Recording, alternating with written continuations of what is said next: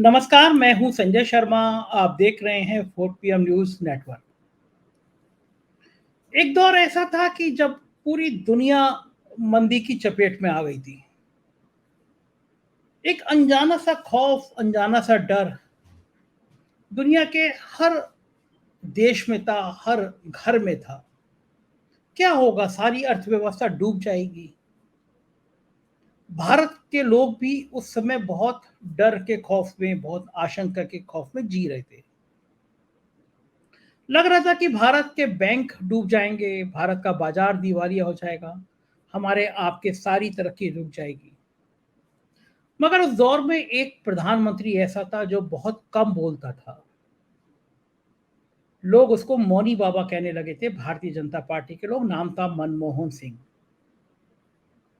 अकेले उस शख्स की नीतियां ऐसी थीं कि जिस समय पूरी दुनिया के बाजार डूब रहे थे, पूरी दुनिया में मंदी छाई हुई थी, लेकिन भारत उस मंदी की चपेट में आया नहीं, मंदी से उबर गया। देश की अर्थव्यवस्था इस तरह चल रही थी कि मेरे और आपके अलावा गांव का ननकू, गांव का रईस, हर कोई खुश था। अपने अड़ोस पड़ोस के माहौल को जरा 2014 के पहले के दौर में ले जाइए। आप देख रहे होंगे, गांव में ट्रैक्टर आते थे, गांव में गाड़ियां नजर आने लगी थी, लोगों के हाथ में हर एक साल में दो दो मोबाइल नजर आने लगे थे। मगर फिर लगता है देश को किसी की नजर लग गई। अन्ना का आंदोलन हुआ, ऐसा लगा कि कांग्रेस से ज्यादा भ्रष्ट सरकार कोई नहीं है। 2G स्कैम, कोयला स्कैम, तमाम बातें होने लगी और हुकूमत बदल गई। 2014 में एक ऐसे शख्स आए जिनका नाम नरेंद्र मोदी था, जिनको अब भारतीय जनता पार्टी के अध्यक्ष जेपी नड्डा देवताओं का देवता कहते हैं। लोगों को लगता था कि ये भगवान विष्णु का अवतार हैं। मेरे एक मित्र हैं, पीसीएस, एक आईपीएस थे। वो मुझे समझाते थे कि संजय, तुम्हें समझ में नहीं आ रहा, ये आदमी भगवान विष्णु का अवतार है। लोगों ने यहां तक मन बना लिया था, भक्तों ने यहां तक मन बना लिया था। लेकिन 9 साल में देश को मणिपुर और हरियाणा मिला। 9 साल में केवल झूठ और ख्याली पुलाव मिले। ये पहली बार हुआ कि हमारे देश के प्रधानमंत्री ने अमेरिका में जाकर इतना झूठ बोला कि पूरी दुनिया हम पर हंसने लगी। कभी किसी देश के, किसी मुल्क का कोई सबसे शिखर पे बैठा आदमी आमतौर पे दूसरे देश में जाके झूठ नहीं बोलता, कोई जरूरत भी नहीं है। लेकिन प्रधानमंत्री को अपने को महामानव साबित करना था। कह बैठे कि भारत में हर साल एक आईआईटी खुल रहा है, एक आईआईएम खुल रहा है। और संसद में जब पूछा गया तो पता चला 5 साल में देश में कोई आईआईटी नहीं खोला, कोई आईआईएम नहीं खोला। सरकार ने कुछ उल्लेखनीय काम जरूर किए। ये काकड़ काम कर दिए कि आंकड़े सरकारी फाइलों से गायब कर दिए गए। आंकड़े आप तक आएंगे नहीं तो आप सच जानेंगे नहीं। अब आंकड़े नहीं आते कि देश में कितने किसानों ने आत्महत्या की, लेकिन जो सर्वे आ रहे हैं व्यक्तिगत आधार पे, एनजीओ के आधार पे, वो सर्वे बता रहे हैं देश में बड़ी संख्या में किसान खुदकुशी कर रहे हैं। 2014 में वादा किया गया था कि हर किसी के छत सर पर छत होगी, हर साल 2 करोड़ नौकरी आएंगी, लेकिन अग्निवीर हमारे हाथ में थमा दी गई। 4 साल में नौजवानों को घर बिठा दिया गया, पेंशन नहीं मिलेगी। ये बात अलग है कि इस देश में 80-80 साल तक नेता राजनीति नहीं छोड़ते हैं। अब एक बार विधायक, 2 बार विधायक होंगे तो दो दो बार पेंशन लेते हैं। नेताओं के पास से किसी शान और शौकत की कमी नहीं हुई। प्रधानमंत्री हजारों करोड़ का जहाज खरीदते हैं, कोई जरूरत नहीं थी तब भी हजारों करोड़ की एक नई संसद बनाते हैं, और गरीब दर गरीब होता जा रहा है। देश के 80 करोड़ लोगों को 2 वक्त की अनाज दिया जा रहा है क्योंकि उसके पास रोटी नहीं थी। ये सब भी चलता रहता, लेकिन मणिपुर में आई फोटो ने पूरी दुनिया में हमें शर्मसार कर दिया। इस बीच हरियाणा धधक उठा और प्रधानमंत्री हर बार की तरह खामोश रहे। तब लोगों ने पूछा कि आखिर ये खामोशी क्या कहलाती है। तो मुझे एक कुछ लाइनें याद आई, वो मैं आज आपके सामने कहना चाहता हूं। समुंदर, ये तेरी खामोशियां कुछ और कहती हैं। समुंदर, तेरी ये खामोशियां कुछ और कहती हैं, मगर साहिल पे टूटी कश्तियां कुछ और कहती हैं। हमारे शहर की हमारे शहर की आंखों ने मंजर और देखा था।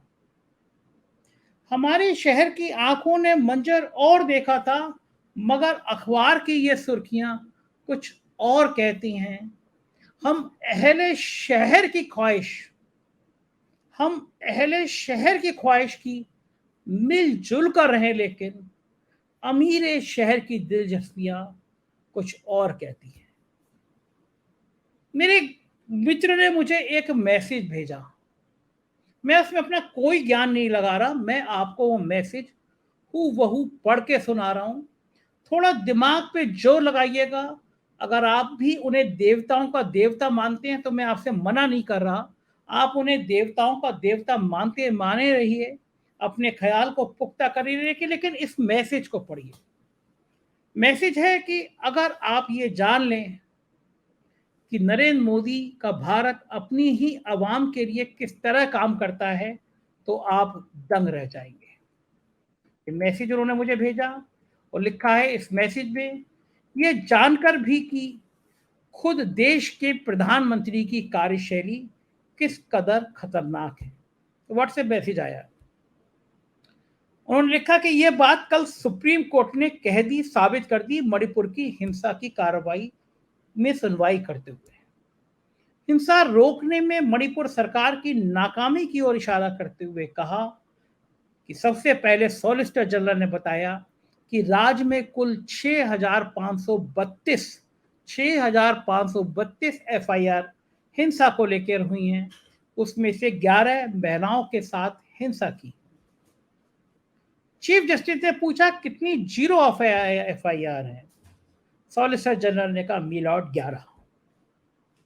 चीफ जस्टिस ने पूछा कितनी जीरो एफआईआर कब सामान्य एफआईआर में बदली।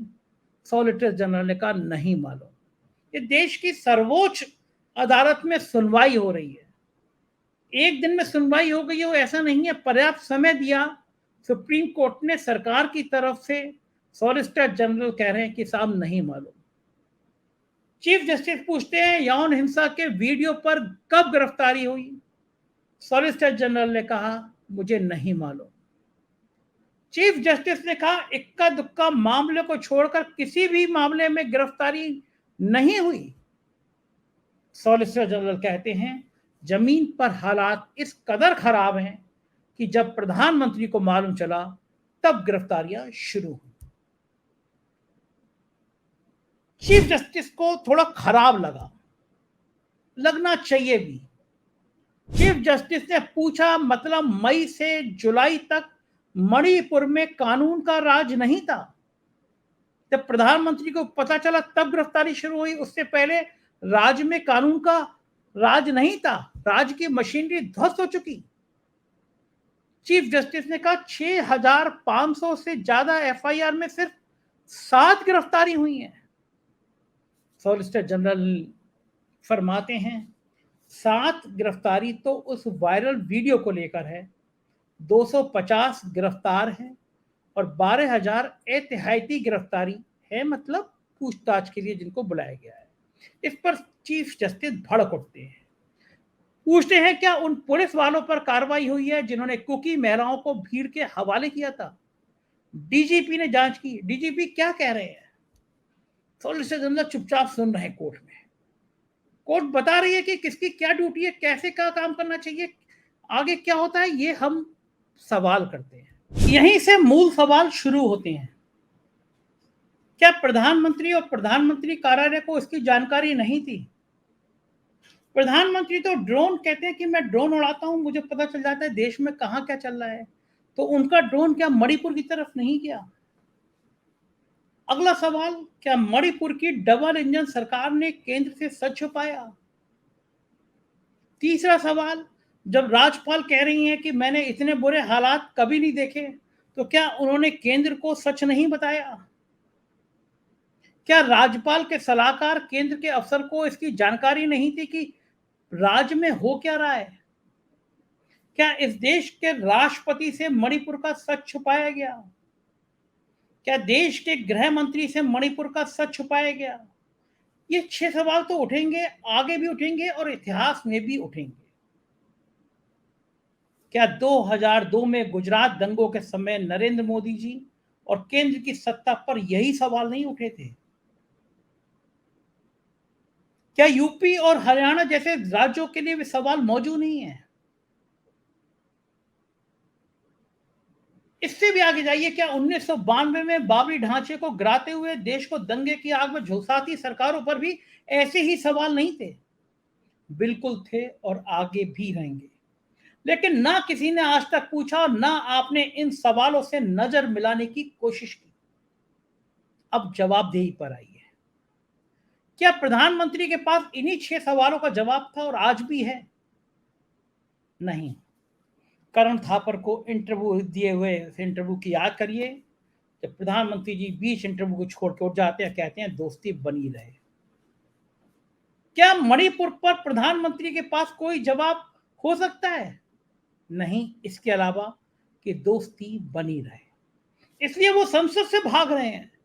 2002 के गुजरात के दंगों और 2023 के मणिपुर के दंगों में क्या फर्क है? मेवात से लेकर गुरुग्राम तक में दंगे की आग को लेकर मोदी जी चुप हैं, क्योंकि ये सभी उनकी पार्टी और आरएसएस के राजनीतिक प्रयोग हैं, ऐसी चर्चा है। इसी प्रयोग का जीता जागता खतरनाक खौफनाक शर्मनाक चेहरा है चेतन सिंह, वर्दी पहने हुए एक हत्यारा चेतन सिंह। ऐसे दर्जनों मामले देश के अलग अलग राज्यों में हो रहे हैं। मध्य प्रदेश में आदिवासी के मुंह पे पेशाब करती हुई तस्वीर ऐसी ही एक मामलों का हिस्सा है। सत्ता चुप है, जवाब नहीं है, जानकारी नहीं है। अब आखिरी सवाल, जब भारत सरकार के पास जानकारी नहीं है, इसी नरेंद्र मोदी जी की सरकार का प्रशासनिक ढांचा भी मणिपुर की तरह नाकाम हो चुका है, फिर तो मोदी सरकार और मणिपुर सरकार दोनों को, राष्ट्रपति को एक झटके में बर्खास्त कर देना चाहिए। अगर मणिपुर की सरकार जनमत का भरोसा खो बैठी है तो नरेंद्र मोदी सरकार भी, अगर मणिपुर सरकार आज असंवैधानिक है तो नरेंद्र मोदी सरकार भी। बिल्कुल मोदी जी के भारत का सच यही है। ये मैसेज मेरे उस दोस्त ने भेजा, ये सवाल उठाए, मुझसे पूछा मैं इसका जवाब दूं, आप बताइए मैं इसका क्या जवाब दूं? मैं कैसे कह दूं कि जो हत्यारी मानसिकता गुजरात के दंगों में थी वो उस चेतन सिंह के दिमाग में नहीं थी, जिसने व्यक्तियों की शक्ल देख के उनको ट्रेन चलती ट्रेन में गोली मार दी। आज कुछ प्रबुद्ध मुस्लिम नेताओं का बयान आया है, अब तो बुर्के में और दाढ़ी को लेकर ट्रेन में सफर करने से डर लगता है। क्या ये हत्यारी मानसिकता इस देश के खून में कभी थी? जिस देश में नारी को देवी माना जाता था, क्या उसकी मानसिकता में थी कि हम इस देवी को नग्न करके सड़कों पे घुमाएं, इसके शरीर से खिलवाड़ करें? क्या इस देश की रगों में था कभी कि मोनू मानेसर जैसा व्यक्ति, जो 2 लोगों की मार के हत्या करके जिंदा जला देने का आरोपी है, वो वीडियो कर रहा है समुदाय को उकसाने के लिए, वीडियो वायरल कर रहा है और गुजरात की तरह हरियाणा जल रहा है, और जलते हुए हरियाणा के बीच में मोनू मानेसर एबीपी और आज तक जैसे चैनलों पे आकर लाइव इंटरव्यू दे रहा है। इस गोदी मीडिया की हत्यारी मानसिकता का कौन रोकेगा? हत्या के अभियुक्त का लाइव इंटरव्यू, सफाई देता हुआ इंटरव्यू, एक धर्म पे हमला करते हुए इंटरव्यू, क्या इस सत्ता और गोदी मीडिया का मिला जुला हत्यारी मानसिकता इस देश को तेजाब बदलने में कौन रोकेगा? कहां ले जाएगी ये हत्यारी मानसिकता?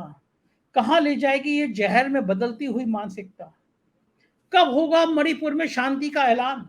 कब देश के प्रधानमंत्री को लगेगा कि उनको संसद में बोलना चाहिए? मजबूरी हो गई है अविश्वास प्रस्ताव पर 10 अगस्त को आकर बोलने की, तब भी सांसद बेशर्मी से मेजें थपथपाएंगे, मोदी मोदी का नारा लगाएंगे। उनकी आंखों में शर्म, उनकी आंखों में नैतिकता का आप ढूंढते रहिएगा, बहुत मुश्किल से आप तलाश कर पाएंगे। क्या यही वो मुल्क है जिसको लेकर हम भारत मान, हम भारत महान का दुनिया में नारा लगा सकते हैं? और अगर आप लगा सकते हैं तो सच में आप महान हैं। अगर इस जलते हुए देश को देखकर भी आप खामोश हो जाते हैं तो सच में आप महान हैं। अगर भीड़ किसी की हत्या कर रही है, भीड़ किसी का घर जला रही है और आप उसको शाबाशी दे रहे हैं, आप उसको महान बता रहे हैं, तो सचमुच आप महान हैं। मुझे आपकी महानता की कदर करनी चाहिए, आपके संयम की कदर करनी चाहिए। इन सबको देखकर भी आप किसी को देवताओं का देवता कह रहे हैं, तो मुझे आपके देवत्व को नमन करना चाहिए और मुझे सोचना चाहिए कि इतना संयम, इतना धैर्य, इतनी हिम्मत, इतनी शक्ति आप कहां से लाते हैं। बहुत बहुत मुश्किल है देश को बर्बाद होते हुए देखकर भी आप देवताओं के देवता का आलाप करते रहिए, बहुत मुश्किल है। मुझे नहीं पता ये ताकत आप कहां से लाते हैं, लेकिन कहीं तो आपकी ऊर्जा का केंद्र होगा। वो दिल्ली में हो, नागपुर में हो, वो आपके अड़ोस में हो, वो आपके पड़ोस में हो, वो आपको ये दिन भर आपके व्हाट्सएप यूनिवर्सिटी पे बताते रहे कि मुसलमान कितने गंदे हैं, कितने खतरनाक हैं। आप पलट के उनसे कभी मत पूछिएगा कि 30 करोड़ लोगों को क्या हम अरब सागर में फेंक आएंगे। आप कभी मत पूछिएगा कि पाकिस्तान की आईएसआई भी ये चाहती है कि भारत में हिंदू और मुसलमान के बीच तनाव पैदा हो जाए, खाई पैदा हो जाए। कभी मत पूछिएगा कि जो आईएसआई चाहती है वो आरएसएस हो, वो बीजेपी क्यों चाहती है, वो क्यों हिंदू और मुसलमान के बीच में एक मतभेद बढ़ाना चाहती है। कभी मत पूछिएगा। आप इसी धैर्य के साथ रहिए, आप इसी संयम के संग रहिए, आप इसी देवताओं के देवता के साथ रहिए। बहुत मुश्किल दौर है। देश से लाखों लोग छोड़कर भाग रहे हैं। अमेरिका में, जापान में, ऑस्ट्रेलिया में शरण ले रहे हैं। 90% से ज्यादा वो है जो अरबपति हैं। तो जिनके पास कम पैसा है वो भारत छोड़ के पाकिस्तान और बांग्लादेश तक की नागरिकता ले रहे हैं। बांग्लादेश की प्रति व्यक्ति आय हमसे बेहतर होती जा रही है। हमारे आर्थिक ढांचे को खत्म किया जा रहा है। हमें 5 ट्रिलियन इकोनॉमी का सपना दिखाया जा रहा है। देश में 80 करोड़ लोग भूखे सो रहे हैं, 2 वक्त का राशन नहीं मिले तो वो मर जाएंगे। लेकिन आपको बड़े बड़े अखबार और टीवी चैनल के लोग दिखाएंगे ये भक्ति काल है। सारा पैसा इस मीडिया पे खर्च किया जा रहा है। हजारों करोड़ पैसे मीडिया को दिखाया दिया जा रहा है, जिससे वो आपका ब्रेन वॉश करते रहे, आपको वो हिंदू मुसलमान करते रहे। अंबानी जैसे चैनल आपको आग लगाते रहे, आपको भड़काते रहे और आपको डर दिखा रहे रहे मुसलमानों को, और बदले में सत्ता ऐसे जलते हुए सवालों पर मौन बैठे और आप कुछ ना कह बैठे। तो मुझे आपसे कुछ नहीं कहना है। आप स्वस्थ रहें, प्रसन्नचित रहें, यही कामना करूंगा। शुक्रिया।